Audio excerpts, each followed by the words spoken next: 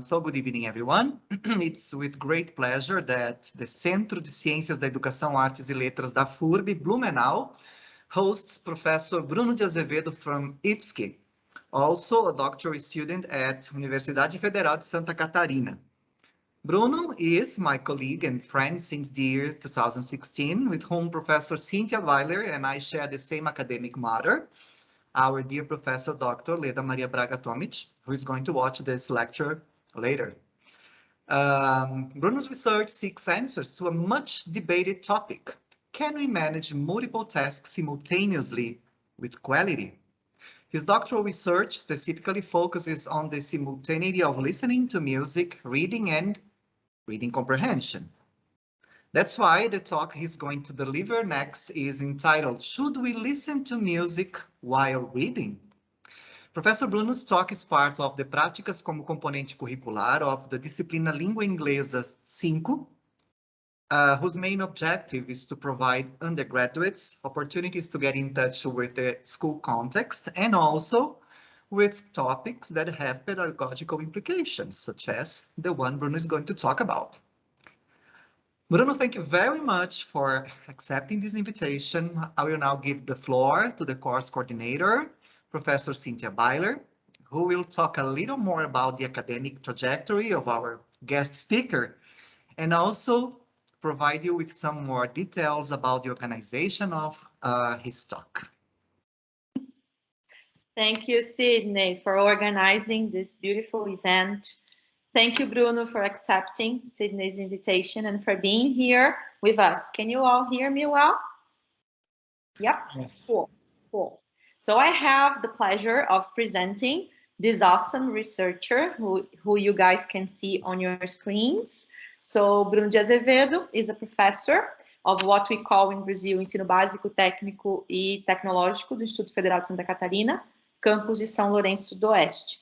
So as Sydney has mentioned, he is a PhD candidate, so he's taking his doctoral studies in the graduate program in English from UFSC, from the Federal University of Santa Catarina, so where he investigates the processing of reading in multitasking environments, right?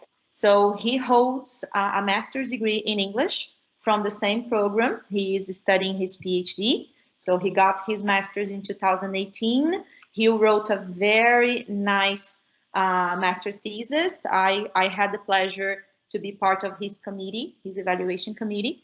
And he's also a specialist in the teaching of English from Chapecó.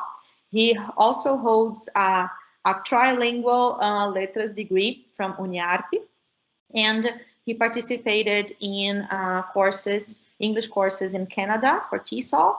And nowadays, he works with the teaching of English as an additional language in the context of IFSC, right? And also with continued education.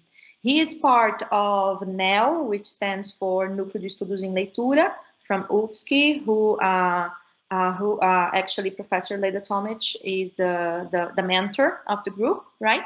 And he studies this area of reading comprehension. And his PhD dissertation now has a title which can be changed, right? Which is, Does Working Memory Capacity Predict Multitasking Performance?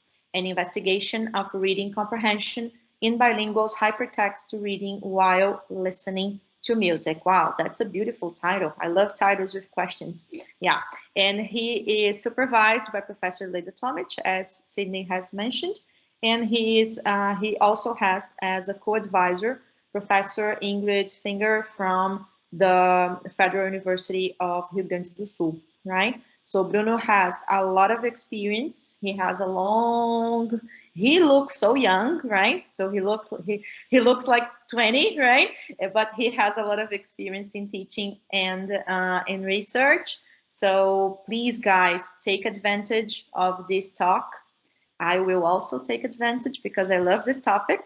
By the way, this topic, multitasking, Bruno knows, was part of my PhD project, pre-project. So I am really in love with the topic. So it's a pleasure to have you with us.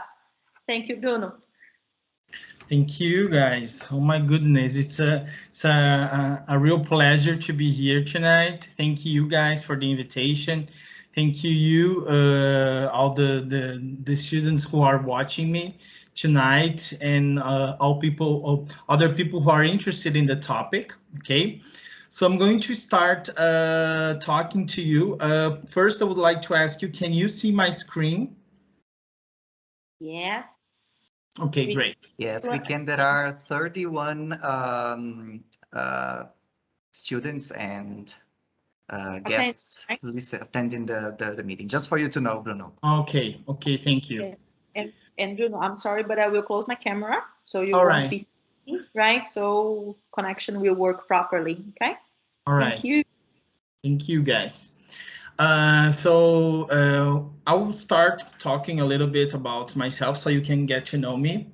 They talked about all these academic achievements and my path, but one thing that it's really personal and it's not on Currículo Lattes, it's our struggles, nossas lutas. Né?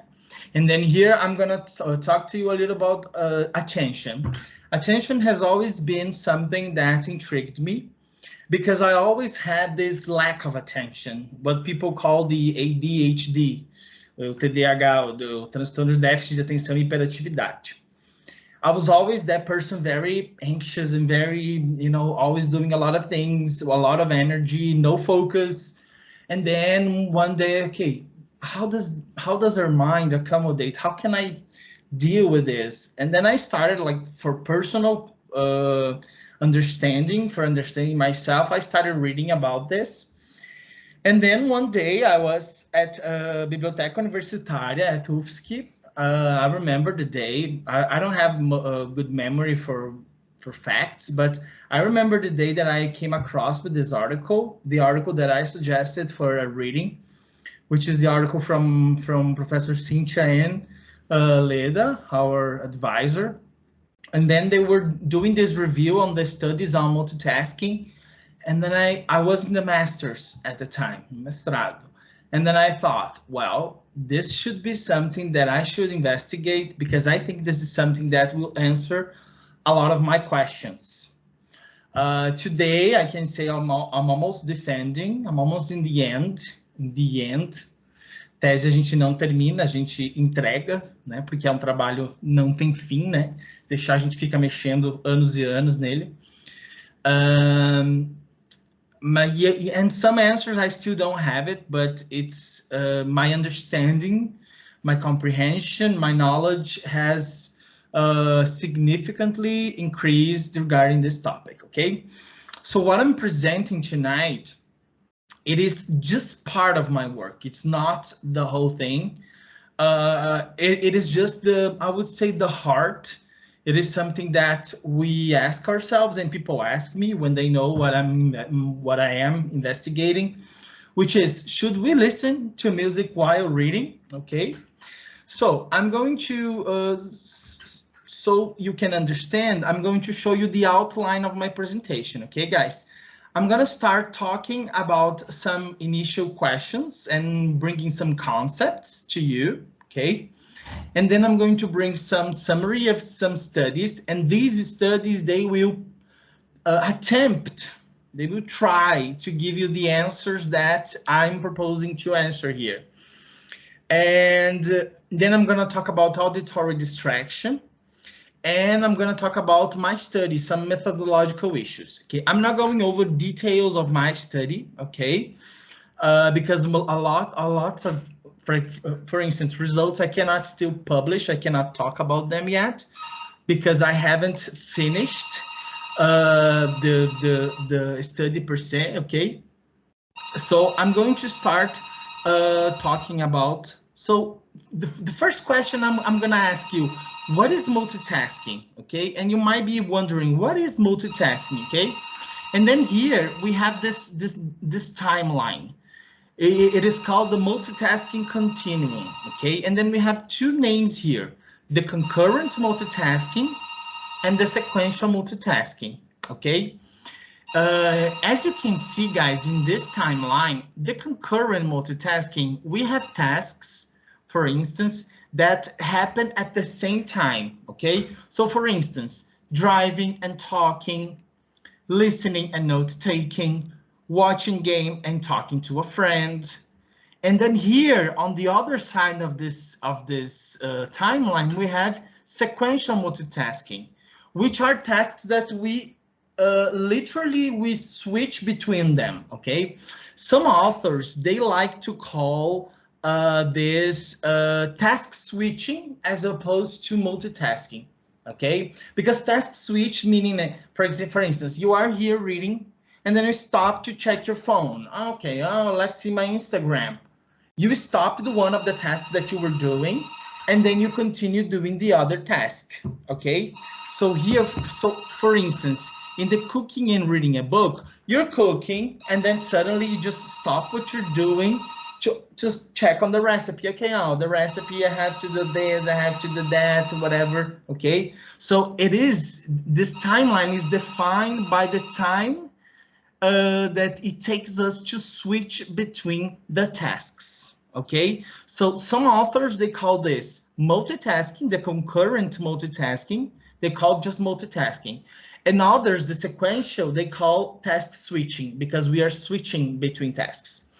One experiment that you can try, no, actually don't try to do this because it's not gonna be nice. If you're driving and you're gonna check your phone, don't ever do that. Because you're going to see that the same source that you use for doing both tasks are your eyes, are the visual field.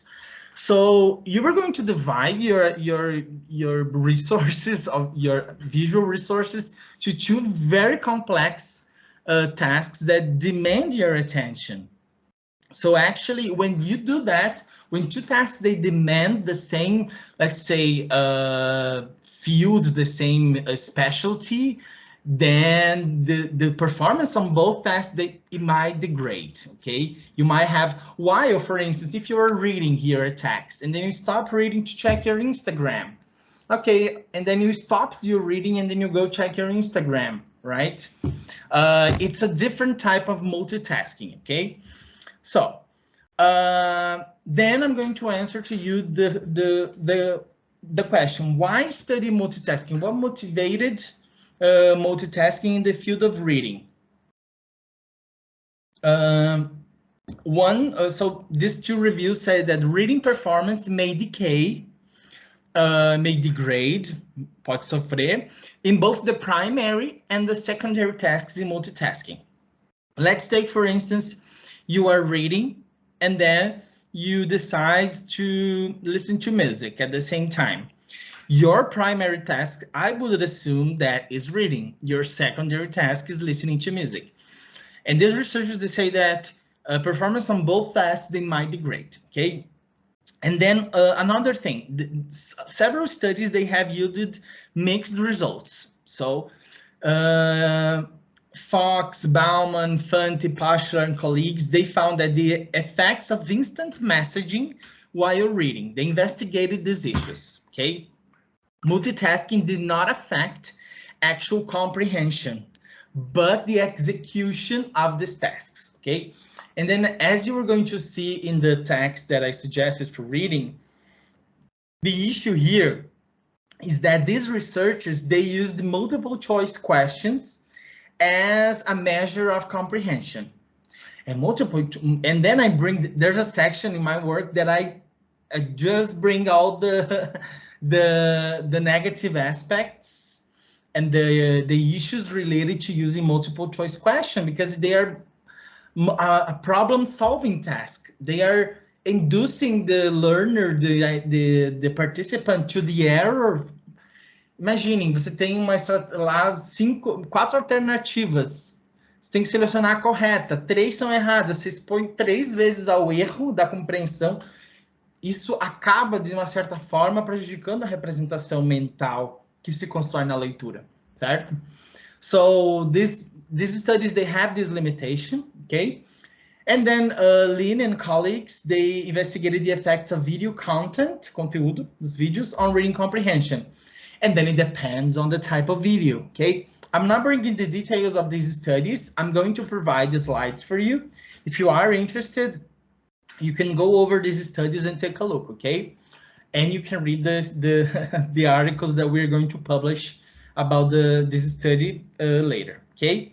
And then there is this study which I love very much, okay? Which is a meta-analysis. And then, as I don't know you, I don't know how much you know. And if you know this, I'm sorry that I'm bringing this concept, but I decided to bring to explain what is a meta-analysis, okay? Basically, a meta-analysis, imagine that for us to have, for us to say for sure that this is effective, this helps. Pra gente dizer, o estudo comprovou, eu odeio essa palavra, mas o estudo comprovou, sabe? We need a lot of evidence, okay?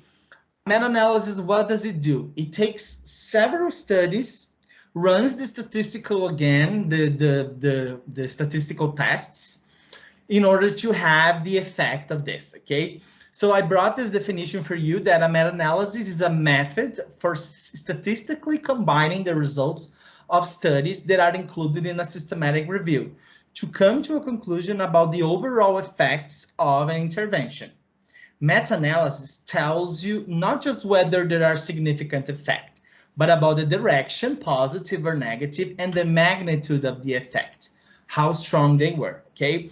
So every time you see, this study is a meta-analysis, it means that the authors, in this case, one author, okay, she took several studies, 20, 30, you know, depends on the criteria, and then she decides to run this statistical test to know what she's going to say. And I love this title. She says, stop multitasking and just read. Meta-analysis of multitasking's effects on reading performance and reading time, okay? And then she brings the results that she found, okay? So she starts by saying, okay, no effect of multitasking on reading comprehension, according to these studies. Some of these studies are the same studies that I reviewed in my study. For instance, Bauman, Cho, Poschler. Some studies found a negative effect. One study indicated a benefit of multitasking, which is that study that I mentioned that it depends on the type of video. Other studies found mixed findings depending on the measure of reading, which is something that I mentioned, or type of multitasking. E agora o momento comentário. Esse estudo é de 2018, se eu não me engano. Deixa eu voltar aqui e ver se ele fala. Não, 2021, gente, tô mentindo, 2021. E aí muita coisa que essa autora fala, eu tinha pensado no estudo com base no que eu tinha lido, com base no que tinha... E aí eu fiquei assim, sabe quando você fica tranquilo, assim, acho que não estou, né, acho que fiz um bom trabalho, porque muitas coisas, né, estão sendo realmente, faz sentido, né, o que eu me propus a fazer. Nenhum estudo, obviamente, vai dar conta de tudo, isso é impossível, não existe isso. Mas, assim, muita coisa conseguiu dar conta, né, o que não conseguiu é limitação. And then this author, she says, well, according to Clinton Lissell, she says that multitasking during reading is a commonplace. Well, it's something that we do, okay? We do that. Human cognitive resources are limited, okay? Yes, we have limited cognitive resources. E aí tem um artigo que eu amo aquele artigo, eu tenho vontade de abraçar ele. Que ele fala assim, eu não lembro agora o título dele, mas é do Haggard, o nome do pesquisador. Ele, no artigo todo, ele vai falar que não existe esse papo de multitasking. O negócio, ele chama multitasking de distraction. Ele chama multitasking de distração, gente. E aí ele vem todo com esse debate, assim, ele traz uma outra visão que a gente fala, né, que é essa normalização de que as novas gerações dão conta disso, as novas gerações são diferentes, né? Enfim, e aí ele vai trazer, eu não vou contar dos detalhes, vocês vão ter que ler o artigo, depois eu posso indicar para vocês, mas ele vai trazer todo um argumento que não é bem assim, que as coisas, né, tudo bem que os tempos evoluíram, mas a gente tem que ter um pouco de precaução quando faz isso, as novas gerações dão conta de multitasking, será que dão mesmo? E aí ele traz toda essa visão, né, ele não romantiza o fato de que a gente tem que fazer mais coisas em menos tempo, ou com o mesmo tempo, né, a indústria do trabalho gosta, o trabalhador tem habilidades de fazer multitarefas. Gente, isso não é bom, você está fazendo mais coisa no mesmo tempo, você está se sobrecarregando, sabe? Então, esse pesquisador, ele traz essa outra visão, que é maravilhoso, faz a gente pensar de uma forma mais crítica. Anyways, and then she also says that many studies exist on reading while multitasking. There are many studies, but there's no consensus, okay? And then her paper adds that the overall effect for multitasking on reading is negative, meaning that multitasking is detrimental to reading comprehension, okay?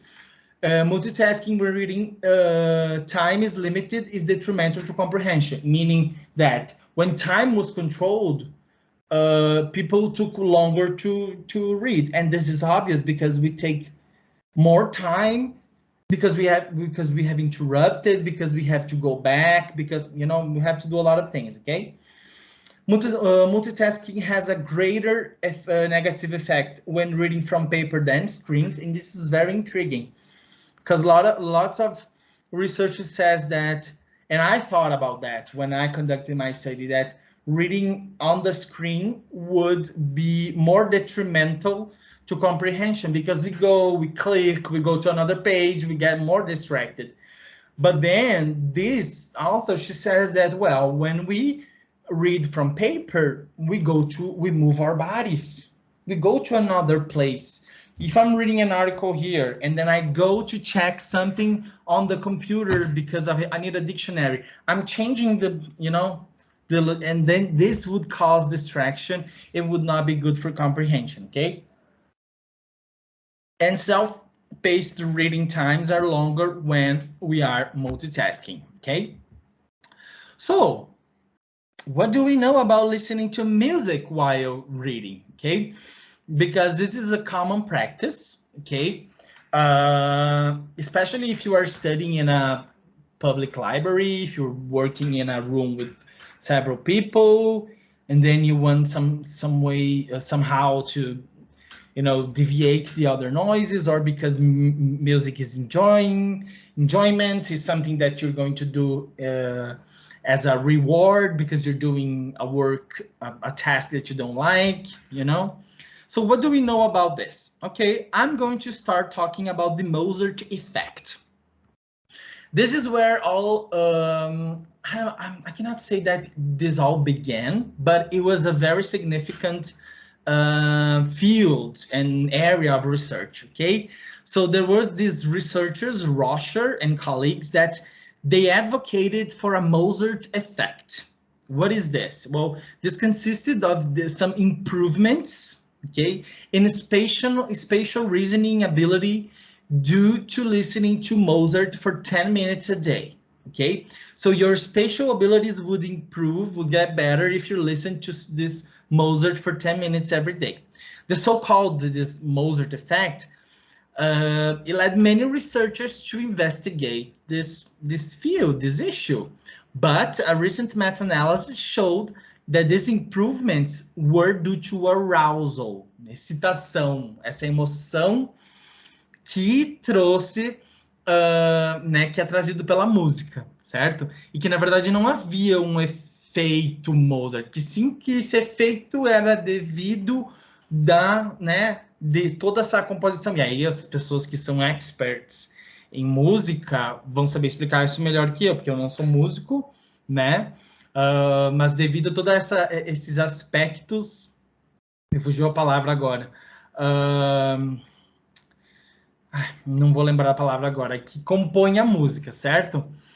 And then, this started back in 1993, okay? And most recently, a group of researchers in the Faculty of Psychology in Austria, one of University of Vienna, if I'm not mistaken, they conducted a meta-analysis, okay, on this issue, and then they found little evidence. Okay, so this Mozart effect was something that, well, was not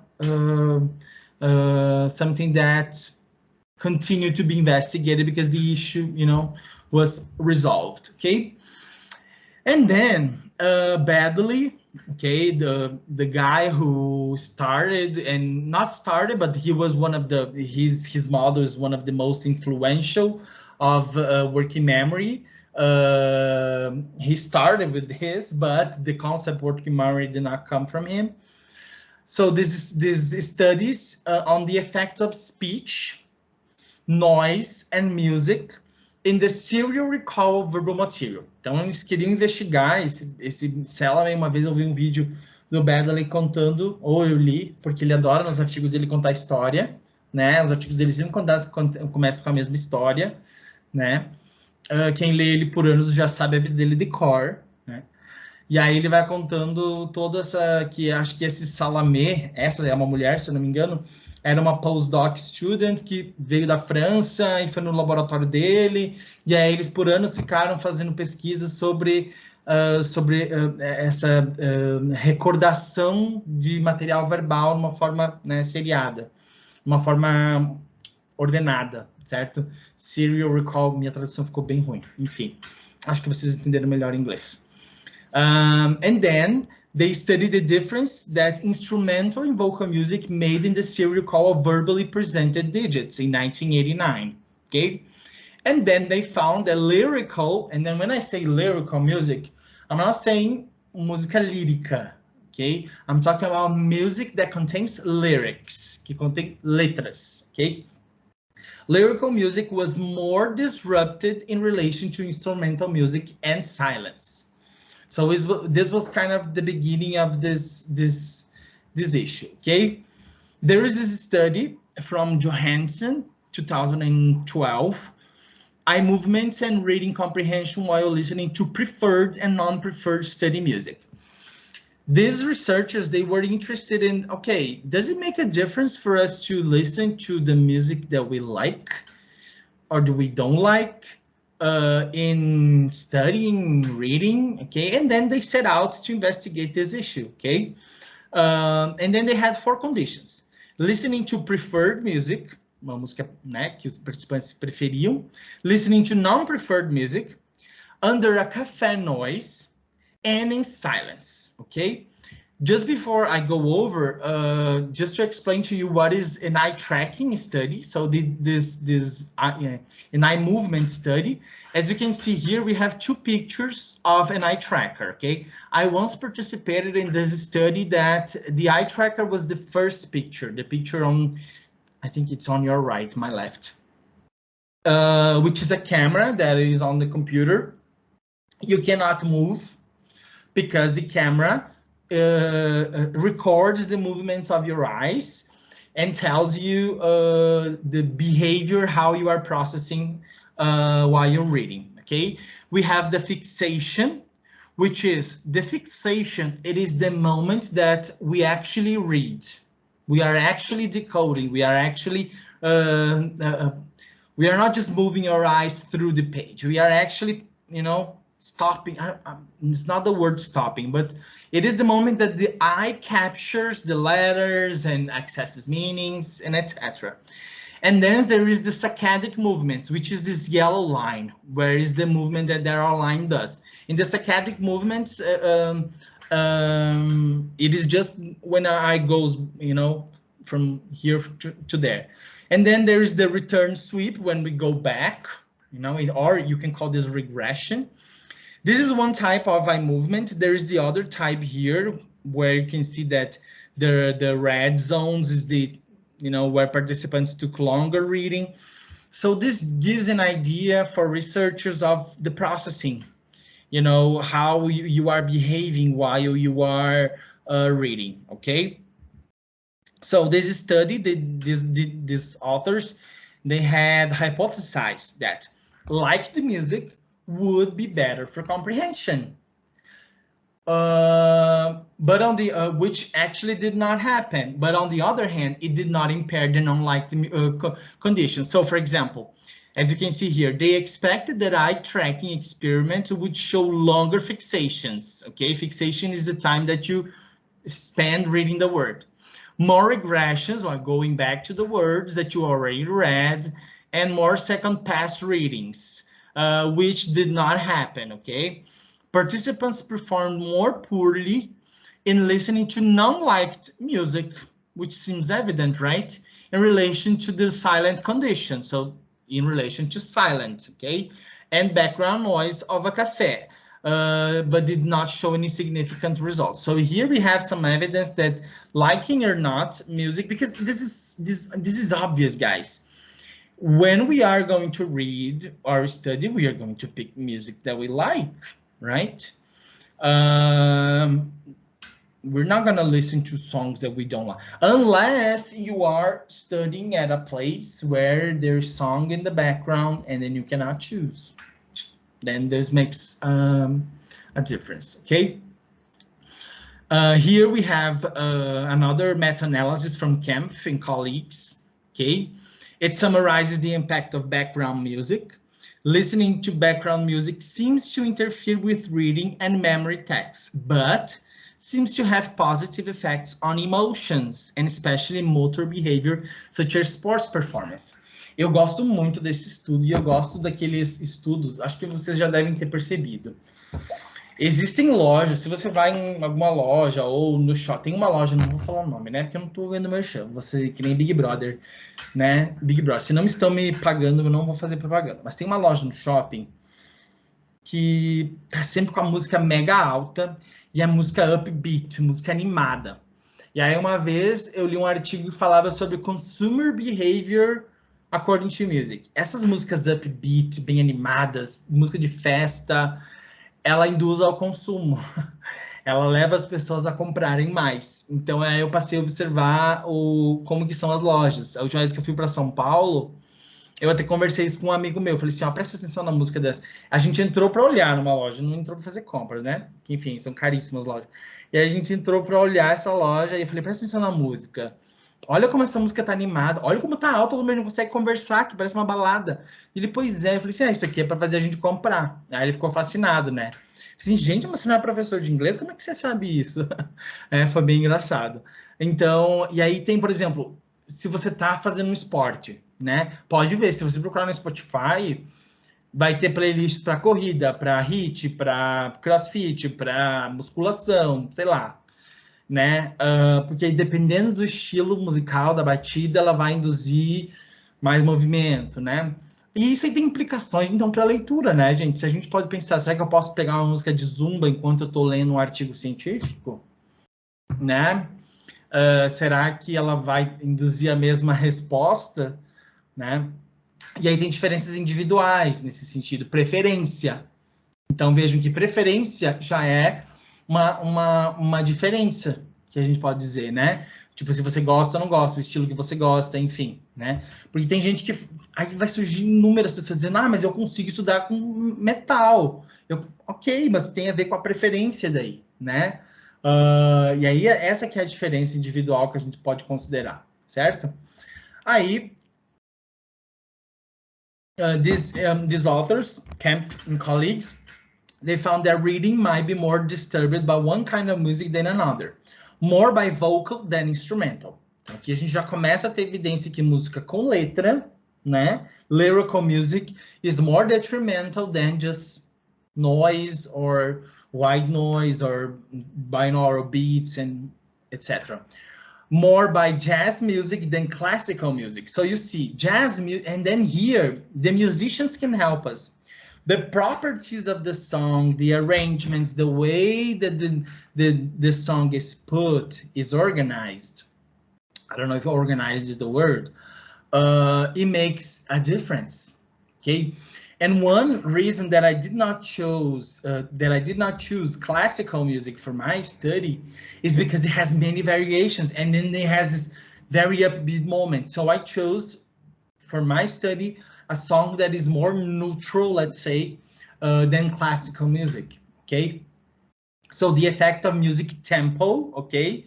Os beats per minute, os BPMs, né? Quantas batidas por minutos, might be moderated by the kind of music played. This plays a role too, okay?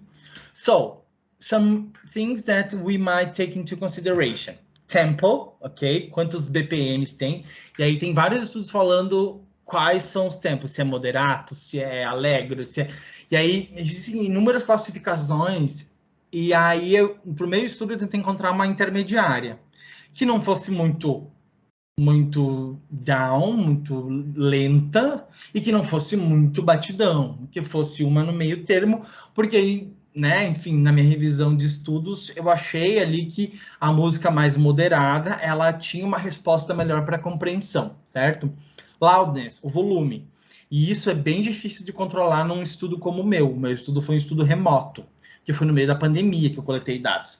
Então, era uma plataforma que foi criada para o estudo ser, né, rodado, e aí as pessoas que selecionavam o volume. Então, os participantes eram instruídos a colocar um fone de ouvido e colocar num volume que fosse confortável. Mas eu não tive controle desse volume. Eu não sei que volume esses participantes colocaram, né? Então, tipo assim, é uma das coisas que eu sei que tem que controlar, mas eu não consegui controlar no meu estudo, devido à natureza remota dele, certo? E mesmo que fosse presencial, o participante mesmo, ele não ia colocar, ele ia selecionar o volume que lhe é mais confortável, certo? E aí a questão se a música é instrumental ou com letra, né? And here we have an example. Oh, this is the article, Thompson and colleagues. Fast and loud music disturbs reading. So very fast music and very loud has shown to disturb reading. Ok? Ai, professor, ai, Bruno, mas eu consigo, ok? Mas todo estudo existe o seu desvio padrão, né? Existem os outliers, existem essas pessoas que fogem do nosso, né? E não é uma regra, não é porque esses estudos encontraram isso que você conseguindo fazer, né? Não muda, isso não, né, não quer dizer algo. Sempre tem um desvio aí, enfim. And then this study is very nice too, from music and emotions in the brain. Familiarity matters. This study converges with the results of the studies that I brought in the end, before, not in the end, previously, guys. These guys, they investigated the role of familiarity in the brain. So the familiarity of the songs, okay? They examined the role of familiarity and aesthetic preferences in music enjoyment and in the activation of limbic and reward centers in the brain using commercially available pop rock songs. I like this because they use commercially available pop and rock songs. This is what I did in my study. Porque não adianta a gente pegar uma música... Eu, por exemplo, para o meu grupo experimental, que era o grupo que eu via música com letra, eu peguei as músicas mais tocadas no ano de 2021, peguei a playlist lá do Spotify, né, com música com mais stream, e aí selecionei as duas com mais... Na verdade, assim, as músicas que elas fechavam no tempo que eu precisava para o meu estudo, né? Gente, uma coisa, eu não sou músico, tá? E eu tive que aprender a contar o tempo no YouTube. Eu peguei YouTube, sabe? Agora vamos aprender a contar manual. Ah, mas tem software. Ok, tem, mas eu não... Quem disse que eu preciso confiar nele? Né? Eu fui no software, eu usei o software, mas eu aprendi a contar também. Porque daí eu tinha, não, beleza. Então o software tá... Né? Que aí assim eu tinha certeza de que eu não estava só confiando no software, certo? E agora que eu vou falar, se eu falar qualquer bobagem, a Cíntia vai me corrigir, tá? Porque o estudo dela foi com ressonância magnética. Então, vou explicar para vocês basicamente, como falei, eu não sei o background de vocês. So, what is fMRI? This functional magnetic resonance imaging. So, this type of studies, it detects the changes in the oxygenation of blood flow that occur in response to neural activity, okay? When one area of the brain is more active, it consumes more oxygen. And to deal with this demand, it is possible to observe an increase in blood flow in the activated area. So for instance, you see here in these red dots, these areas had more activation due to higher blood flow in these areas. It means that these areas, they were working, they were active, because all areas are active, actually in the brain, but these areas, they were more active, they were working more due to the task that these participants were induced. Falei alguma bobagem, Cintia? É isso mesmo? You were totally right, Bruno. That's it. Okay, thank you. So this is... Sorry? I like the reference you used. Yeah, it's your PhD dissertation. Because there is the best explanation I've seen so far. because the explanations you find on Google, sometimes they complicate more than explain. Yeah, the process is a little complicated because it's a physical process that happens in the blood naturally, right? We just use that, but that's complex. But if people can understand, that's awesome. Yeah. So here you have this image, okay? Involves exposing the brain to multiple magnetic fields. Hydrogen protons respond by emitting electromagnetic signal. Scanner receives signal uses to create high res image of the brain, okay? Basically, that's it, okay? So I'm not going to present all the results of Pereira's study, but just one that caught my attention. We could see that familiar music had more effect than unfamiliar music. So when contrasting familiar with unfamiliar songs, several clusters of significant activations emerged. Activated areas, they include the anterior cingulate cortex, include the dorsal, subcallosal parts, amygdala, thalamus, and the putamen bilaterally. This means that this is strong bilateral activations in the amygdala and the subcallosal cingulate cortex. They have been correlated previously with emotional responses to musical stimuli.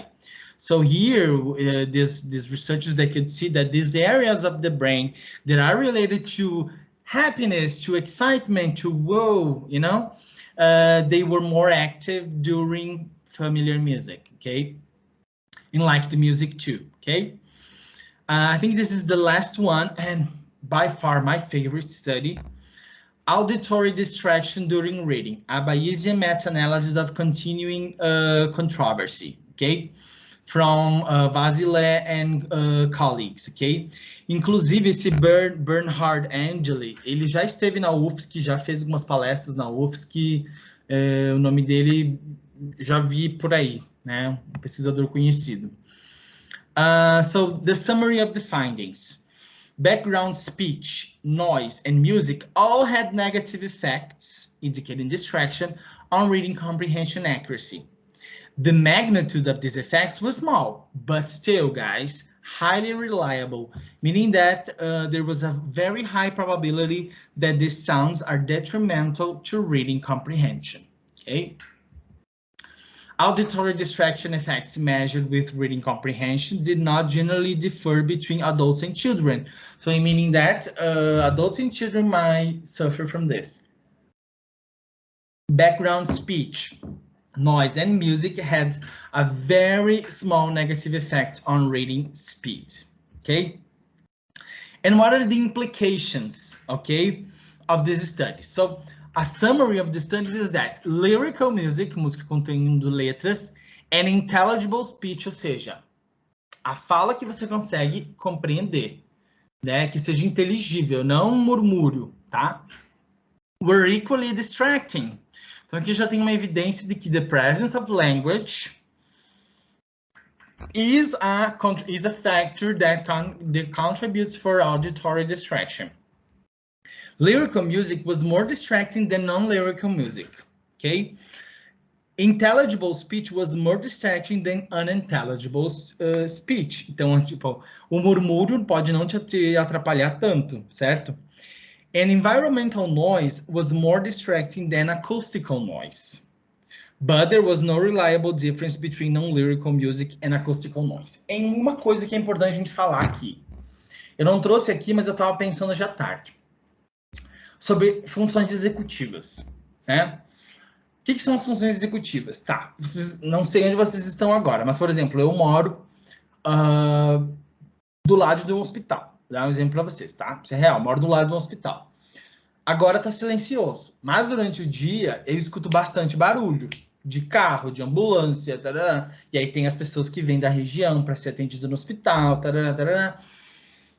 Só que esse barulho que acontece lá fora, eu não fico prestando atenção nele o dia inteiro, quando estou fazendo as minhas coisas. Eu estou suprimindo ele.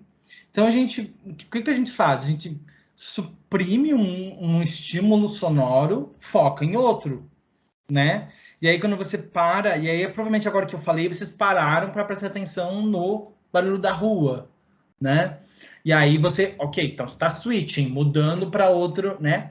Então, a nossa memória de trabalho faz esses processos, né? De mudar, né? E tentar. E aí você pensa que, quando eu tenho uma música com letra e eu tô lendo, eu tenho duas tarefas verbais.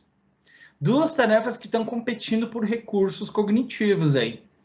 Então, se eu tenho duas tarefas, que a leitura já é uma tarefa cognitiva complexa, e aí eu tenho a letra da música, né? A gente tem uma receita para o desastre aí, né? Que é a distração, certo?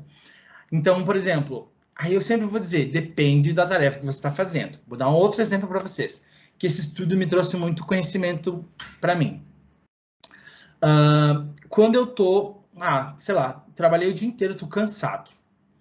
Aí deito no sofá. E aí eu vou jogar um joguinho, né, no celular, um joguinho bobinho assim.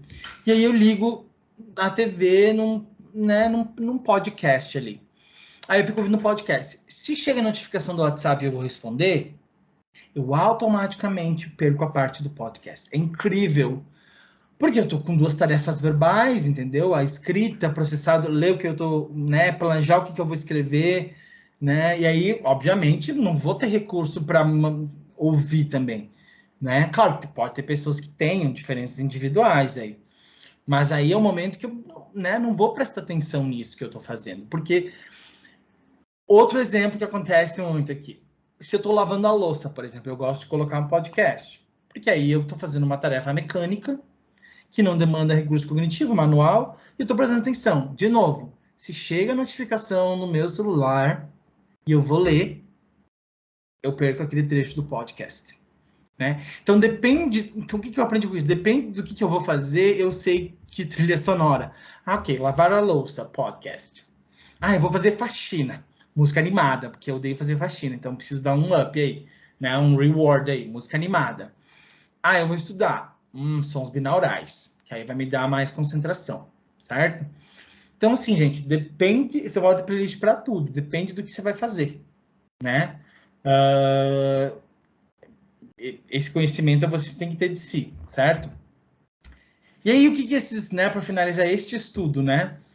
Daí tem várias teorias nesse estudo sobre distração auditiva, né? Auditory distraction.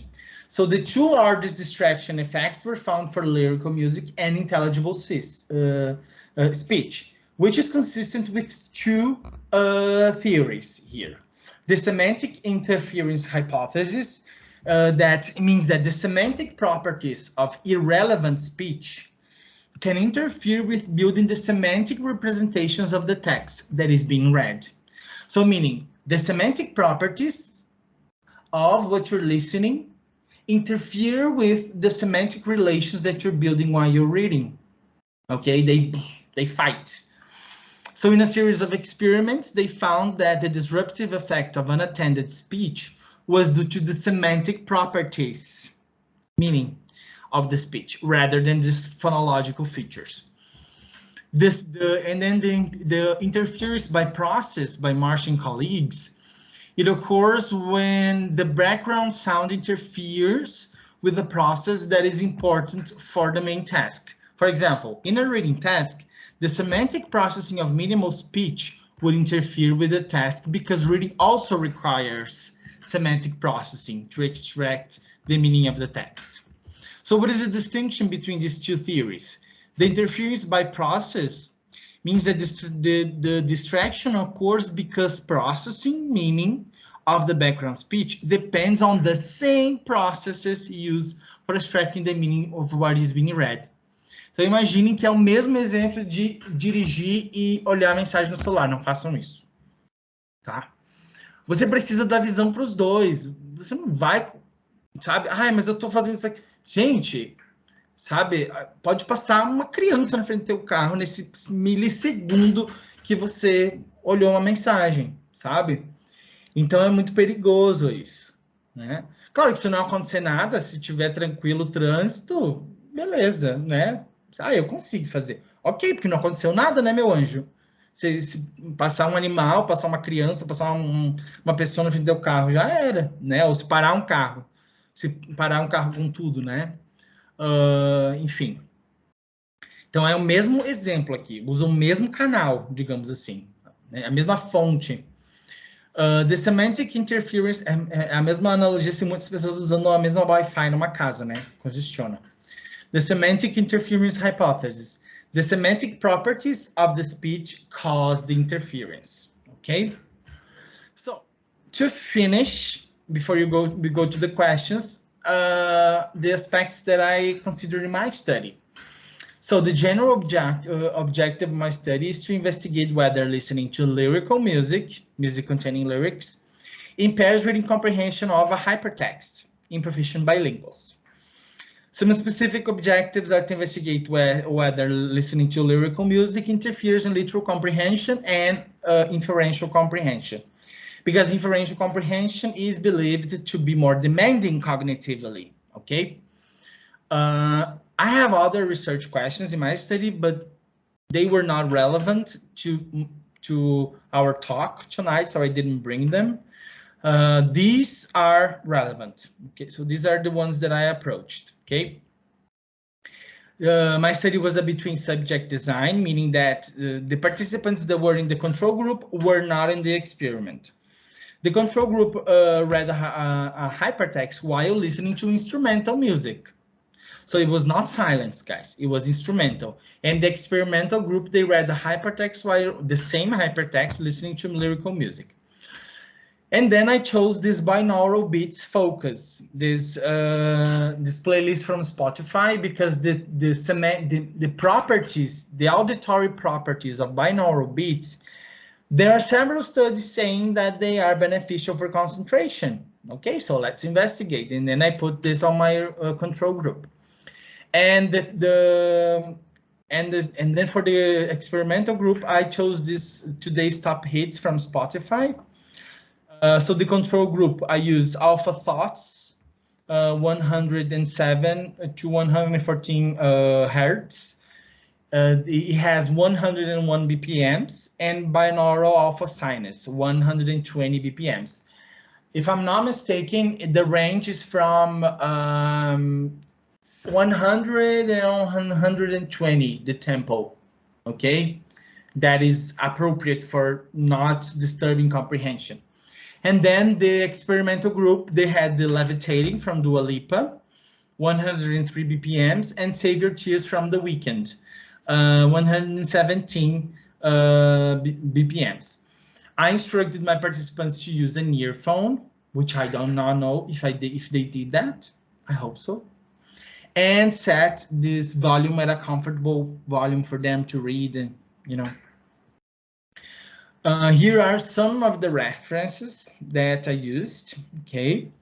And that's it, guys. Thank you very much.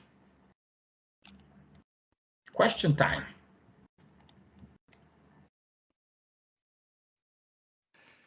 A round of applause.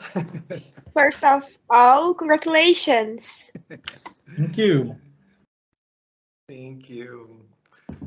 All right, Bruno.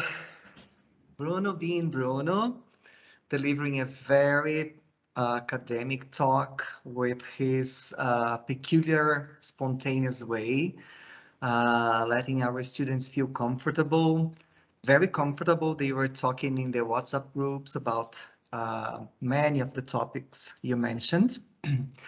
And Bruno, you were right when you said that most or many of the questions the students elaborate during the last week would be answered during your talk. And in fact, I was here changing their colors in order not to repeat, you know.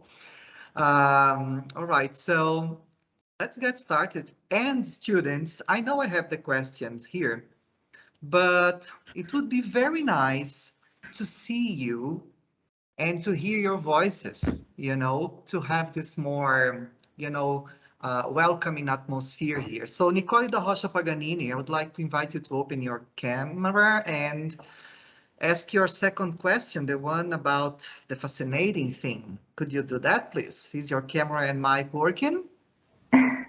Hi, Nicole. Hi. Hello. Eu vou entrar pelo meu celular para conseguir abrir a câmera. No problem. While you do that, No problem. While you do that, I'm going to invite, let me see here, Amanda and Luis Fernando, get ready, because you are going to be the next ones to be presenting your questions. They are related. That's why I'm going to invite you to present them subsequently, right? So let's see if Nicole is already done. Okay, Nicole, let's go. Nicole's question has a more personal, it's about your feeling, it's about your research, the way that you are experiencing this process. Nicole, the floor is yours. Yes, Bruno, which part of the research did you find the most fascinating? Talk to us, please. I think the process that I am in right now, which I am explaining the results, which I had to, you know, I have to, every line that I can write, it's like, wow, a miracle, because it's hard for you to come up with an explanation of why people behave that way. So I think that this part is being like a very different, a very, I don't know, invigorating, different feeling, because in my master's, I did not work with experimental research. So it was different. But now I'm like, oh my goodness, it has to make sense. And then I found this, I was explaining according to the models of working memory, and then this model does not account for everything that I need, and this one does not account. And then I found this researcher that he reconciles everything, and then he says that we cannot use one and other because we have to unify. And I was like, I love you. And then I have been exchanging emails with him, and he has been sending me material. And then I want to hug him because, you know, this is, you know, I think this moment has been very rich for me. Thank you very much, Bruno. Thank you, Nicole, for your question. Thank you. Bruno, we also have here Professor Marta Helena de Cury Caetano. Professor Marta works with literature, and she allowed the group of Timbó, Letras em Inglês, to be with us tonight. Professor Marta, thank you very much for being so gentle and allowing your students to be here with us. And also, thank you very much for being with us also, right? Amanda and Luis. So Amanda and Luis are going to ask you something about, I guess there are questions, they have something to do with the two hypotheses you presented at the very end. One of them was the interference by process hypothesis, and the second one I don't remember now, but they are going to talk about listening to music sung in the same language that you speak on a daily basis. So Amanda, could you start, please? And then we have Luis. Hi, good evening, Bruno. Hi. When I'm doing some homework in Portuguese, I can't pay attention to the assignment effectively if the music I'm listening to is in Portuguese. Music must be in another language. Is there any explanation for this type of effect? This is a very interesting question. I read something about, but I don't remember now. So I'm going to try to approach this from the stance of the bilingual and multilingual studies, you know. It has to do with the level of expertise that you have with the languages, because, you know, our mind, our brain, the bilingual brain is just one. So the languages, this bilingual, if you there's evidence that, for example, one language interferes in the other, not negatively, but then the bilingual brain is just one, and then these languages, they converge, and then you gain something from the other, you know, and then you have this translanguaging process. Não sei se vocês estão familiarizados, já estudaram com translanguaging, aquelas práticas translíngues, né, que né? Enfim, não existem, que as línguas não são códigos, e sim é um repertório, temos um repertório translingüe. E aí as línguas vão se comunicar. É isso que eu fiz hoje. Eu troquei português para inglês, tarara. E aí, né? Troquei não, porque é um repertório que eu tenho, é o meu repertório, né? Então, mas aí tem a ver com o nível de expertise que você tem nessas línguas, certo? O meu estudo, a gente... Ai, vou dar um spoiler. Será que eu posso? O meu estudo, trabalhei com bilíngues proficientes. E a proficiência não teve influência, ela teve influência só na recordação de memórias de secondary ideas e detalhes no texto. Então, ela não teve um efeito em Inferential Comprehension, não teve efeito em Main Idea, que eu fiquei surpreso, e não teve efeito em Literal Comprehension, mas teve um efeito em Secondary Ideas e Details, certo? Então, isso aqui são proficient bilingual, são pessoas que têm né, têm uma proficiência alta, né? Aí a gente vai ter que, né, porque bilinguismo é um espectro, né? Pode falar, Cíntia. Can I contribute? I think it's Sure. related to, as you mentioned, the level of expertise, the level of proficiency. So when the person is not proficient, the processes of that language, they are not automatized. So you use more resources, memory resources, and all processing resources to work in that language that you are not so proficient, right? So you kind of lack resources to pay attention to other stuff. Yeah. Kind of that, yeah. Yeah, perfect. Yeah. All right, thank you. You too. Luis, is your mic working? Amanda is also saying thank you for You're welcome. the reply. Luis? Okay, I'm going to read Luis' question. Segundo o artigo de Groot, 2006, ouvir uma música de fundo enquanto realizamos uma tarefa, ou mais especificamente, estudamos um segundo idioma, é sim benéfico. Bem, porém, ele fala em música clássica e barroca. In a way, this was mentioned during the talk, but let's see, there is more here. My doubt is, não é qualquer música que traz esse benefício, certo? Há um gênero específico? E ainda, no caso de estar estudando inglês, a música deve necessariamente, olha só, ser em inglês, ou pode ser qualquer outro idioma, português, coreano, espanhol? Pergunta interessante. Então, olha só que interessante, né? Assim, eu trabalho da perspectiva, né? Eu até falei para o Cid, a gente tava, porque eu acho que, se não me engano, Cid, a tua tese tem mais a ver com essa pergunta, né? Acho que tu pode responder melhor do que eu essa pergunta, porque tu trabalhas sobre os efeitos da música na aprendizagem de vocabulário para leitura. Não é o que eu faço, tipo assim, a música é o bad guy, no meu caso, né? No meu estudo, tipo, a música, ela não é a boazinha ali, no caso. Ela é aquela que vai, né, enfim, dependendo da música, dependendo da tarefa, dependendo do que você vai fazer, depende, adoro essa palavra, depende. Então, eu acho que eu jogo a bola para você, Cid, porque acho que você saberia responder melhor que eu. Eu fiz uma anotação durante a sua fala, especialmente quando você mencionou o estudo do Pereira et al., 2011, I have to read it. A maioria dos estudos que eu li foi sobre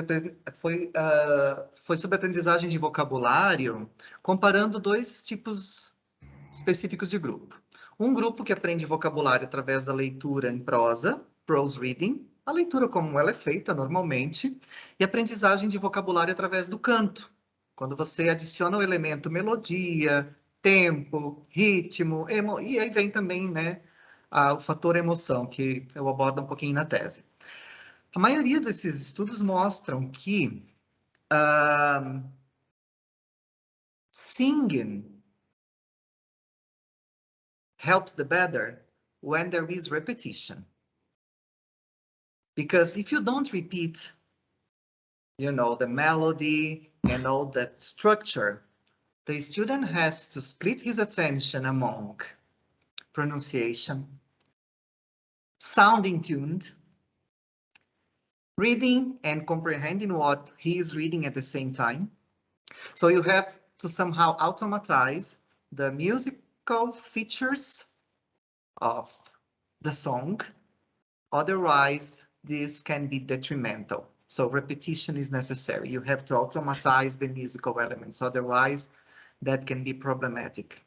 You mean repetition of the song or repetition of the vocabulary issues? Of the whole thing.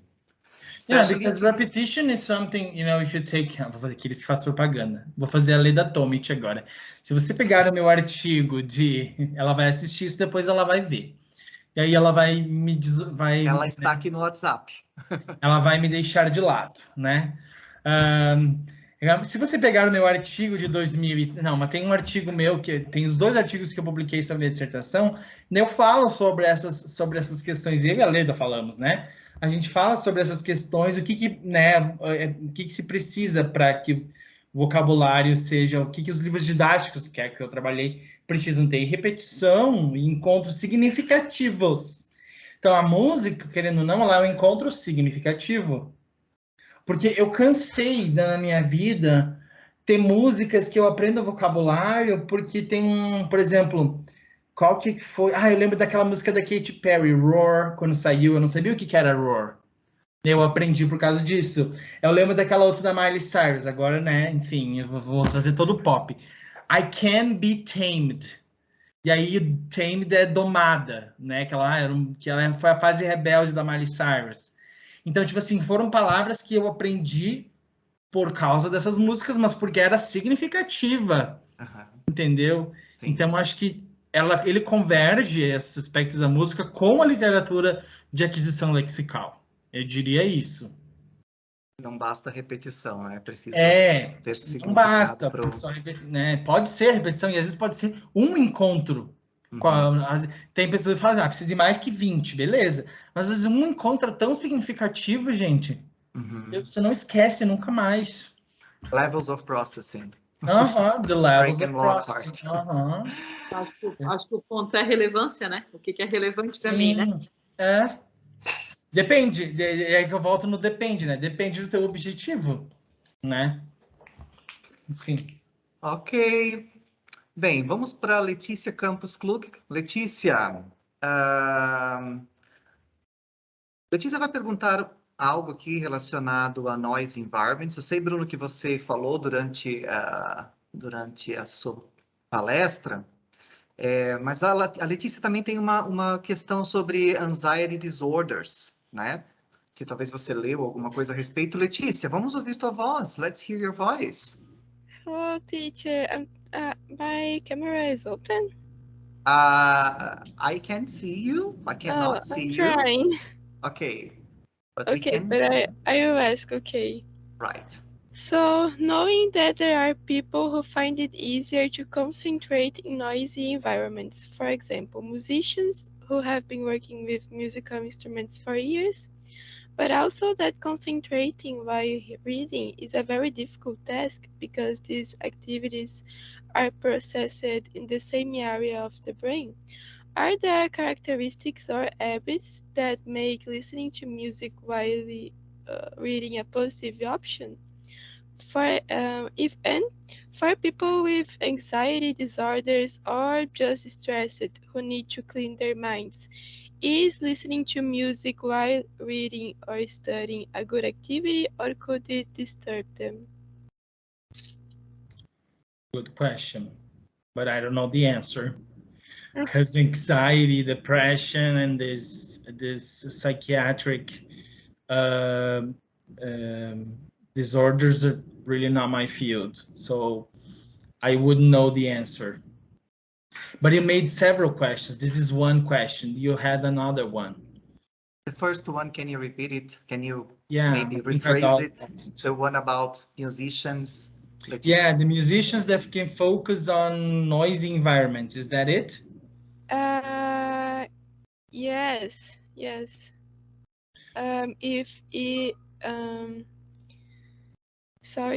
If there are characteristics or habits that make listening to music while reading a positive option. Well, actually, it depends on depends on your familiarity with the text that you are reading. Is this a text that you already read? Is this a new text? Do you know how much background knowledge you have on that? You know, you have several aspects regarding the reading experience that should have a role in this, you know. So it's hard for me to generalize, say, okay, you listen to rock, but then what about you? What if you're reading something that you have never read before? You know, a different concept, or, you know, I remember when I first started in the masters, everything was new to me. Every reading was new, every concept was new. My goodness, it demanded a lot of concentration from me. Nowadays, not that I don't have to focus, but, you know, it demands a little less because I have a lot of, or more background knowledge in relation to the past, you know. So it really depends on these properties of the text, you know, the difficulty of the text, the level of background knowledge you have, what you're going to do with that information. You're just reading for reading, you're reading for pleasure, you're reading to take a test, you're reading for, you know. And what about the musicians in noisy environments? I'm going to attempt to answer, but I believe that musicians, they have this expertise in the musical properties in which they, when they do this task switching and this executive functioning, they are focusing more on the musical properties, and they are somehow suppressing the background noise, because background noise is something that somehow we can suppress, you know. There's a building being constructed next to mine, and then I managed to cope with that. I hate that building, by the way, but I had to manage with that because it's there, you know. But I had to get it, and again, it takes the level of, because I remember the beginning of the construction, oh my goodness, I hated that, because it would, you know, besides the noise, there were the vibrations when they were making the foundations of the building. And I would feel my table vibrate here. It was creepy. But then now I got used to it. So it depends on your level of expertise. You know, I got used to the noise of the building. Sometimes if you're just starting listening to music while you're reading, it might be strange. But then once you get used, for instance, I have the same playlist for studying and reading and writing, and I've been using it for 3 years. The same playlist, I haven't changed. I haven't, because it works, you know. So I would say it has to do with the level of expertise you have. Uhum. Eu estava aqui pensando, Bruno, teve um período da minha vida que eu trabalhei com regência de canto coral, e eu lembro que no início era muito difícil para eu conseguir ouvir 2 naipes ou 3 naipes ao mesmo tempo, sem que um interferisse na minha capacidade de analisar se um estava afinado ou não. E, de fato, o trabalho, a repetição, a construção do expertise e também a construção a melhoria da minha capacidade executiva de suprimir, digamos, uma determinada voz, digamos, soprano, para poder analisar se o contralto estava soando afinada, foi algo que demandou tempo. Gente, 3 anos, 4 anos, 7 anos, para que eu começasse a conseguir perceber, durante a execução de uma obra de canto coral, qual naipe estava saindo do arranjo que era proposto. Então, de fato, tem muito a ver, né, com expertise e a capacidade executiva de supressão daquilo que, de fato, pode incomodar a sua compreensão, né? A Isabela falou aqui, Bruno, que quando você mencionou sobre Katy Perry, né, ela disse assim que Settle Down of the song Someone Like You was meaningful to her. Sério, sossegou. Sossegou, né, Adele? Muito bem, vamos lá. Vamos seguir mais um pouquinho aqui. O Emerson, ele fala sobre auditory learners.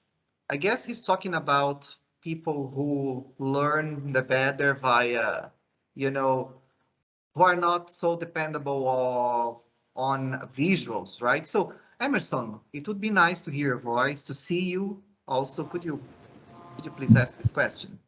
Yes, good evening.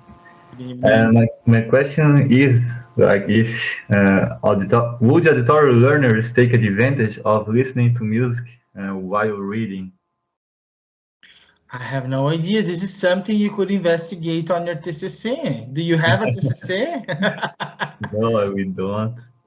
Oh, maybe you can take your master's, mestrado, e aí você, né, descobre isso, porque eu realmente não sei. Okay, I got Mas é one. uma pergunta bem interessante. É uma pergunta assim, claro que aí, olha só, você vai ter que achar uma população que é auditória, que é auditory, tipo, que tem preferência, né, que aprendeu ouvindo.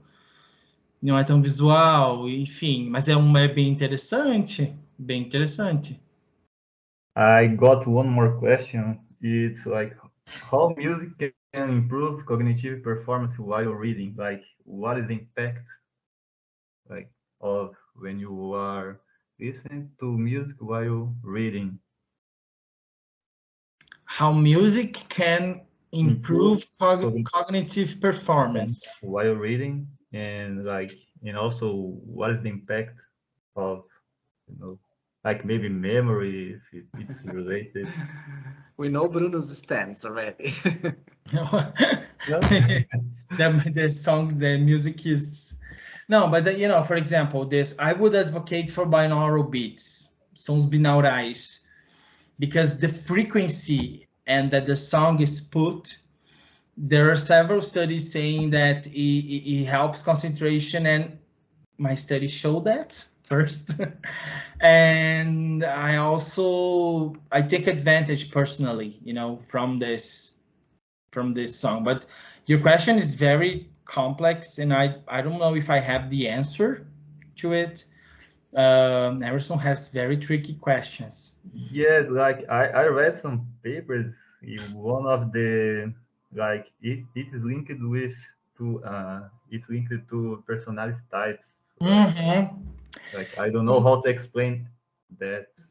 Yes, eu lembro agora que tu falou, Emerson, eu lembro, eu vi esses dois artigos sobre isso, mas eu não lembro, eu devo ter nas minhas pastas aqui, sobre introvertidos e extrovertidos. Yes, I acho read que about são esses? Yeah, this is one of them that I read. Yeah. Sim, porque eles estavam vendo tipo if personality traits like being introverted or extroverted, and the types of music would play a role. But I don't remember because I didn't use this literature on my study because I didn't control for personality traits. But I know that there are some studies regarding that. So, yeah. Yes. There is a study, I don't remember the author now, but he studied these personality traits, and they found out that risk takers learn faster and better than non-risk takers. So something like that. Yeah, because you're not afraid. You just go for it without being sure of making mistakes. You put your face to risk, right? Yeah. Extroverted would take advantage, like it was something like that I read. Yeah, now I have to say something. But what about? Yes. But then I was thinking, because introverted, sometimes they are better observers. Because I dated an introverted once, a very quiet person, because I'm a talkative person, and and then sometimes things pass by me, and then I remember that he was very introverted, and then a memory of events and notice things, and I don't know. This is interesting because maybe introverts, they pay more attention because they are introvert.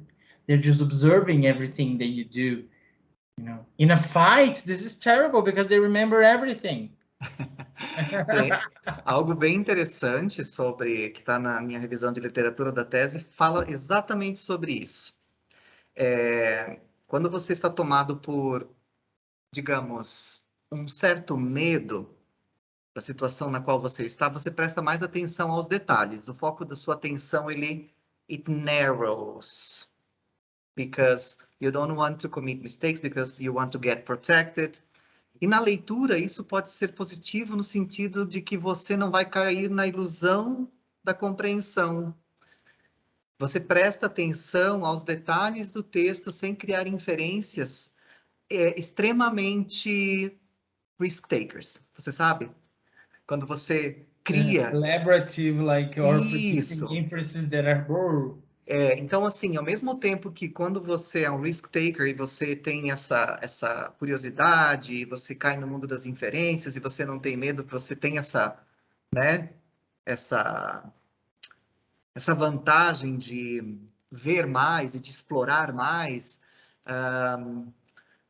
digamos, os menos risk-takers, eles ficam mais presos ao text-based information, digamos, né? Pezinho no chão. Estou falando de leitura agora aqui. Faz sentido? São muitas coisas, né? Muitas Faz coisas muito envolvidas. Bem, tem uma pergunta que eu achei muito interessante, a gente está quase indo para o final. A pergunta do Gabriel Hasselstein. Vamos lá. Gabriel, could you please open your camera, your mic? Let's talk about this. Hi, can you listen to me? Yes. Yes, we can hear you and listen now. Let me get my question. I don't know why it closed for some reason. Sorry. Sorry. Okay, so would connecting a specific set of songs or song to a chosen literature help remember your memories of that book whenever listening to the connected songs? Of course. I don't know that from scientific evidence. I know from personal experience. Don't you have any songs that remind you of events? So, for example, I have a song. Eu vou contar que eu sempre escuto. Tem uma música que eu me lembro de que eu estava dentro do ônibus indo para Chapecó fazer a prova didática do curso do IFSC. Eu lembro, tem uma música que eu estava ouvindo, estava na minha playlist. E toda vez que essa música aparece, eu me lembro, vem na minha mente assim, eu dentro do ônibus à madrugada, assim, pensando, o que vai acontecer? Será que vai dar certo? Aquela insegurança. E aí todas as memórias vêm junto. É incrível como a música carrega memórias e momentos. Assim. Bruno e Cíntia, vocês concordariam que talvez esse background music esteja attached to the schema that represents that situation? So, totally. You've never had an English teacher who put, have you ever seen the rain to teach you the present perfect? Every time I hear that song, I remember the have you ever. Well, to me, you too, I still haven't found what I'm looking for. Is the one. Yeah, that too. Eu lembro da música que tocou quando eu fui para Londres, para o intercâmbio, quando o avião estava fazendo, como é que é? Taxiando, não. Tá. Isso. Tocou a música Angel, da cidade, do filme City of Angels. Do Robin Williams. Nossa, eu lembro exatamente dos telhadinhos das casas londrinas, um coladinho ao outro, e a minha surpresa ao ver aquilo, porque eu achava que eu ia ver prédios e prédios, e uma cidade como São Paulo, e de repente eu vi uma cidade plana, com um monte de casinhas velhas. Eu pensei, tudo cinza e marrom, e eu pensei, meu Deus, onde que eu fui me enfiar? A impressão veio aí. Não é? Então, eu gostaria de pedir que a Júlia, né? A Júlia, she came up with a question during your talk. I don't know which question Julia is going to ask you now. It's a surprise. So, Julia, open your mic. Hi, I'm sorry in advance. Hi, I don't know if you can see me. Yes. Yes. But yeah, while you were talking about like instrumental music is better than the ones that have lyrics, I just thought about my high school, and I really like to listen to the instrumental version of Disney songs. But it was difficult for me while I was studying, but it was really, really fun while I was reading like novels and prose and things that I was like for myself, you know, because I kept like singing the songs while I was it doesn't studying. work. So yeah, that's kind of my question, like how does it work? Esse meio termo aí, esse grande mix de Você tem coisas. memória da letra, não vai funcionar, porque você tem ela. Eu assim, nunca li nada a respeito. Vou escrever um artigo sobre brincadeira. Mas assim, eu compararia ela, a música com letra. Equate, porque se você tem a memória da letra, eu já tentei fazer isso também. E aí você fica tipo com a letra ali cantando. A letra não tá ali, mas eu tenho a voz maldita que tá cantando ela para você. Então, eu colocaria elas no mesmo patamar, assim, ela não é uma música instrumental. A não ser que a pessoa não conheça a música, entendeu? Aí, tipo, vai colocar, sei lá, para minha mãe ouvir a música da Disney. Talvez a minha mãe não saiba, né? Então, daí é diferente. Mas se tu conhece a música, acho que não funciona, não. Mesma coisa que ter letra. Yeah. And it was really difficult because I was singing like the English version and then the Portuguese version in the middle of it, and it was like a really mess. And no homework at all. Yeah. But thank you, Bruno. It was amazing. And congratulations again on your thesis and your presentation. It was really amazing. Thank you. Thank you. I'm going to invite Daniel Seveniani to open his mic and camera.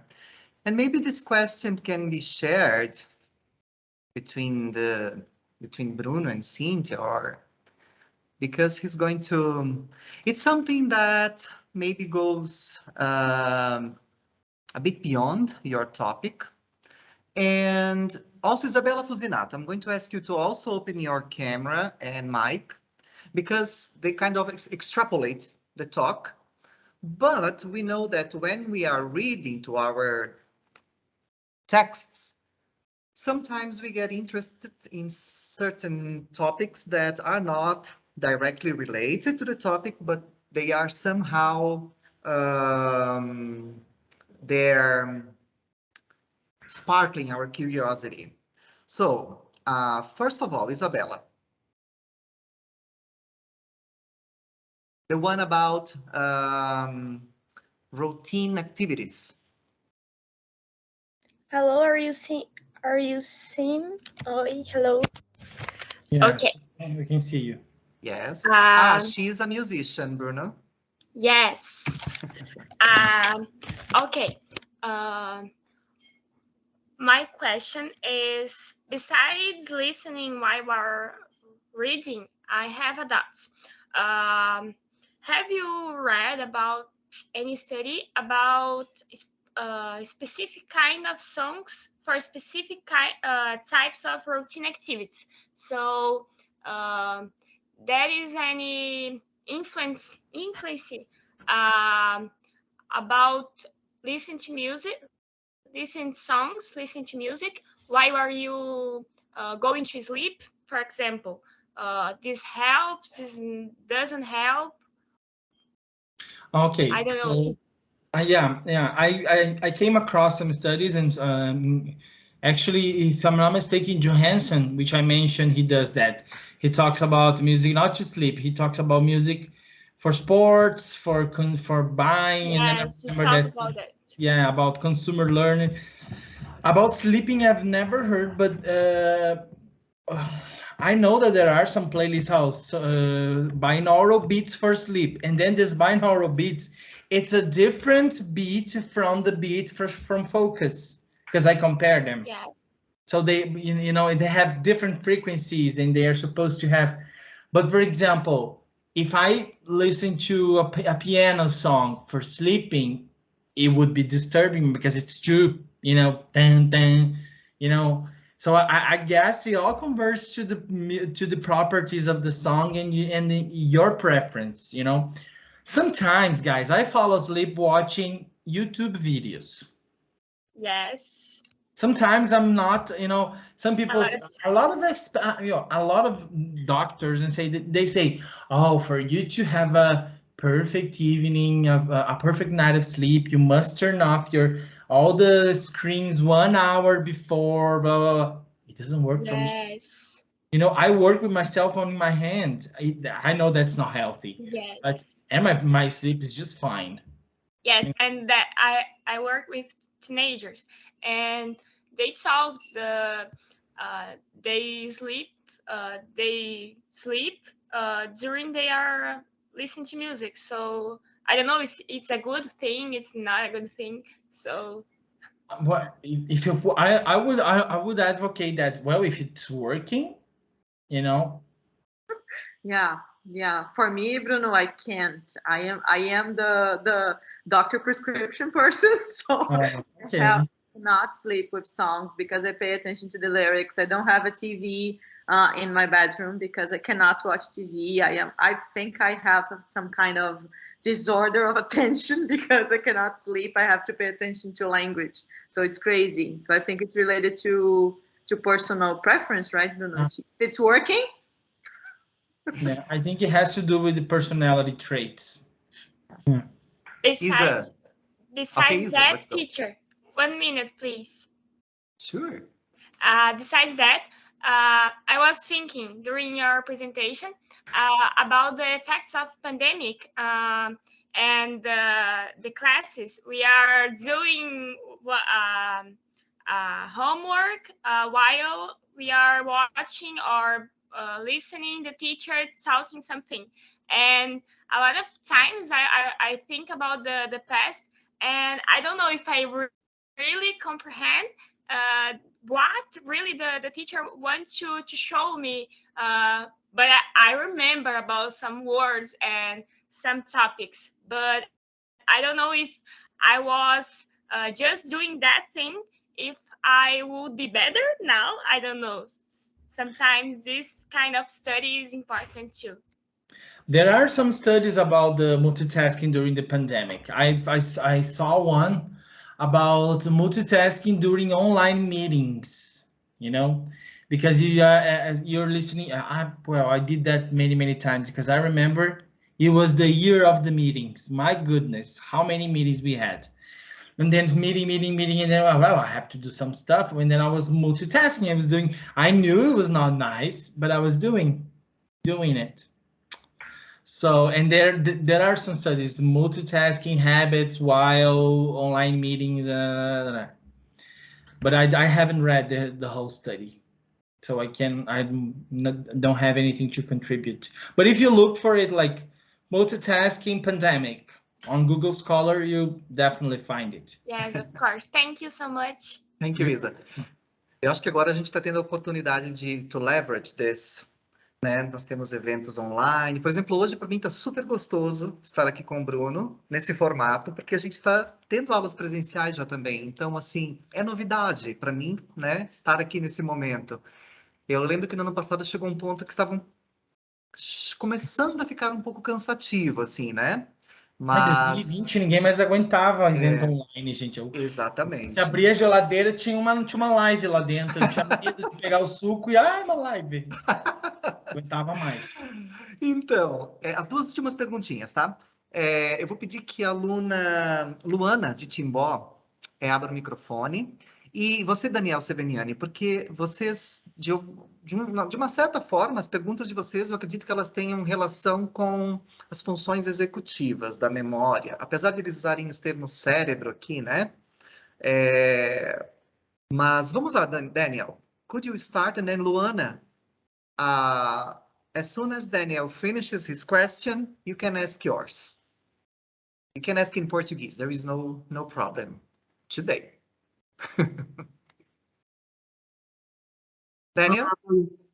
Can you hear me? Yes, Daniel, we can. Okay, so how does the multitasking situation happen in the brain, and how do our brains deal with the incubation of processing in multiple tasks in multiple streams of information at once? Okay. Wow. So you have the question there also, Bruno? I remember this answer to this question, which is in the article. Yeah, and Luana. And Luana, let's just listen to Luana because I guess there is a kind of relationship. All right. Olá, boa noite, professor. Oi, Luana, boa noite. O nosso cérebro, quando a gente está executando várias tarefas, o artigo fala que uma das tarefas sai prejudicada. O nosso cérebro, ele escolhe qual das tarefas a sair com mais prejuízo? Como é que funciona isso? Interessante. And so I'll try to remember to answer these questions based on Justin Bushwhite's 2014, and Cynthia can help me because she wrote that, she and Leda in their article too, that the brain actually it's not that the brain does more work, is that the brain synchronizes, and then the brain finds a way to cope with these demands of two tasks at the same time. So the kind of the brain is something strategic, and then he finds a way to, oh no, okay, I have two tasks here, so it does. It's not that the brain does more work. The brain works smartly, let's say, in a smart manner. Cynthia, complemento, por favor. But it's not so simple, right? Because the brain can come up with so many things at the same time. Come on, we do so many things at the same time, right? So it's a matter of synchronizing, as Bruno mentioned, and sometimes we cannot do things, right? One task, depending on the channel you are using, right? It does not work. So you have decrements in performance, right? That's what we see when with some of the examples you guys brought and Bruno brought to us, right? So it's that simple. So we cannot complain about our brains as we do with memory, because people always say, oh, I have a bad memory. No, you have a very good memory. You do a lot of things, right? Yeah, and then the brain chooses. Actually, it's we choose. I would say it's a matter that we choose. We have this control, you know, of over the unless, well, I would talk about, I would say this for healthy individuals, right? We're not talking about any impairment due to accident or, you know, natural causes and etc. But, you know, healthy individuals, I think it's a matter that we choose, we use this mechanism. Okay, now I'm going to focus on this, that, we make decisions regarding the. And unfortunately, right, Bruno, we with the pandemic, we kind of developed this illusion that we can do so many things at the same time, that you can be online in class and you can be with your cell phone, and that you can be picking up something in the kitchen, you know, that you can do so many things at the same time. And science shows that that doesn't work. We need You're just more, you know, and we have, agora vou momento militância. A gente parar de romantizar multitasking, gente. Ai, multitasking como uma... Gente, não é, assim... às vezes a gente cai nessa falácia, né? Ai, vamos ter que fazer mais tarefas no trabalho, é bom. É bom porque teu chefe lucra mais, meu anjo. É só... Desculpa se alguém é chefe aqui. Né? Sempre vou defender o trabalhador, não vou defender o patrão, né? Então tem a questão que, né, a gente vai fazer mais para aquela pessoa ganhar mais dinheiro, enfim. Então a gente, e isso é bom, a gente não fica mais ansioso. Será que tem que fazer mais coisas ao mesmo tempo? Sabe? Eu já não sei daí a relação com a ansiedade. Né? Tem que fazer mais coisas ao mesmo tempo. Mas esse artigo do Multitasking as a Distraction, do Agard, não sei pronunciar o nome dele, que é com 2 As, assim, começando. É maravilhoso, porque ele fala justamente que a gente... He does not call multitasking. He calls multitasking as a distraction. E aí ele reconceitualiza. Ele fala assim, I came here to reconceptualize. Oh, everybody says that these new generations, they can multitask. And then he says, "Bull." I'm not going to finish this word. But, you know, it's not that, you know, we're just getting, you know, overwhelmed. That's it. And we have studies being conducted with kids that have been exposed to cell phones too early, that they have trouble concentrating and paying attention to things for longer period of time. So we have consequences of that. So we create this big illusion that, oh, I am doing 2 things at the same time and I am faster, but what quality are we doing things? And we live in this society that we are so anxious, as Bruno mentioned. So we are developing more and more anxiety with that, because you lose time to do things and then you notice that it's not good. You need to redo it. And then you don't leave the right here and right now, right? really this production system. So something for us to reflect about. Yeah, and then when you talked about kids, I remember another debate that is related, que é o debate da medicalização. Né? Ah, a criança não foca, vamos meter Ritalina nela. Eu não estou falando que o TDAH não existe, gente, tá? Eu sou um adulto que lido com isso, né? Enfim, que, né, já achei minhas maneiras, assim, né, com ajuda profissional, de, né, circumvent this difficulty. Então, não estou dizendo que não existe, mas assim, a gente tem que cuidar que se banalizou dar remédio faixa preta para, né, que é um remédio extremamente forte, né, para crianças, porque às vezes é o estímulo que ela está recebendo. Isso que a Cíntia falou é perfeito, sabe? E assim, né, Bruno, a gente não conhece os long-term effects do uso dessa medicação no cérebro, né? Não sabemos exatamente. Tem estudos conclusivos que dizem se isso não pode dar assim, Alzheimer, uma depressão, uma série de coisas, porque você acaba impondo um desequilíbrio no sistema que funciona naturalmente muito bem. E assim, eu vou falar agora assim, eu vou especular isso. Não tem, talvez, Cíntia, porque a própria indústria farmacêutica não está interessada. Conflict of interest. Então, tipo assim, quem que são as agências financiadoras de estudos, né? Aí uma agência vai financiar, porque tipo, é diferente do Brasil, né? A gente faz pesquisa, assim, tirando dinheiro, né? Enfim, do bolso, na raça. Mas, por exemplo, esses dias eu vi, até comentei no grupo de estudos que a gente estava vendo um estudo de um grupo de Working Memory, do Engel, e quem estava financiando era a Marinha. Por que a Marinha está financiando? É porque o Engel trabalha com decision making. E aí a Marinha quer saber quem é bom em tomada de decisão em situação de emergência. Então, eles estão antecipando o problema. Então, eu fiquei pensando, nossa, que maravilhoso isso.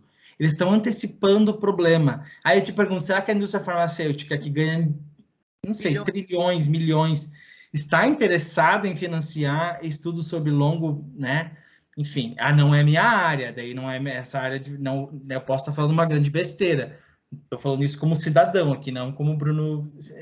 Mas é uma especulação que faz sentido, Bruno. Faz bastante. Né? Eu lembro que o meu estudo de doutorado foi financiado pela Agência de Inteligência Norte-Americana. Tem outros interests behind it. Sempre tem. Então, muito bom que a conversa também considere outras coisas além da cognição humana, né? E esse olhar sobre o aluno, sobre o uso abusivo das medicações, que é algo tão frequente aí na rotina dos nossos estudantes de letras, né? Nas escolas públicas. É muito importante que se pense criticamente sobre isso. E é importante que vocês, alunos, saibam que nós consideramos muito isso. Nós que lidamos com pesquisa científica, que nós levamos isso muito a sério. Bem, deixo para a professora Cíntia nas palavras finais agora, e depois eu faço o closing para o Bruno também. Eu vou fazer um closing just for us to finish the event. Nós já estamos aqui com o Bruno quase 2 horas, já abusando do... Hours, yeah. So I'm so delighted to be here. So I think I need to really profoundly thank Bruno for accepting, Sydney's invitation, and also congratulating Sydney for organizing the event, for making the students see the practice, because that's part of PCC, right? Prática como componente curricular. So it's not just going to schools and teaching, but also learning how these issues affect our own practice as learners and also as teachers, right? So I think we could reflect about so many issues, right? Unfortunately, I do not have access to the chat, but I think people must be commenting a lot of interesting stuff, right, Sydney? So that's very, very nice. Yeah, so thank you, Bruno. Thank you, Bruno.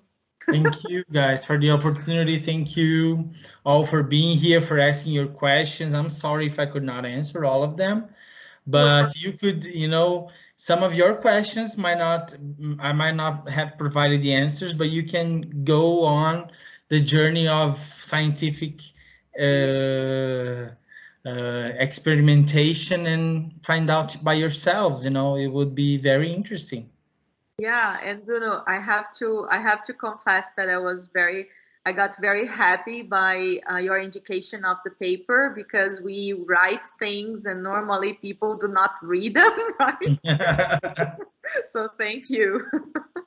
No, I read your paper many times. Okay, so thank you very much, Professor Bruno, Professor Cynthia, students from Língua Inglesa 5, FURB Blumenau, and students from the Letras Inglês course of Timbó. And I guess you're seeing my screen. Our next web talks will take place next month on May the 4th. Dr. student Davi Alves Oliveira, also professor at UNEB, Bahia, will debate on the topic Complexity in Second Language Acquisition. And on May the 5th, postdoc student Chris Roy Stradozin, also professor at IFSC Birama, we talk about estratégias de compreensão leitora para em língua materna, L1, e suas relações com estratégias para em L2. Thank you very much, and I hope you have a very good night. Thank you so much. Thank you, guys. Bye-bye. Have a nice. Thank you, Bruno. Thank you.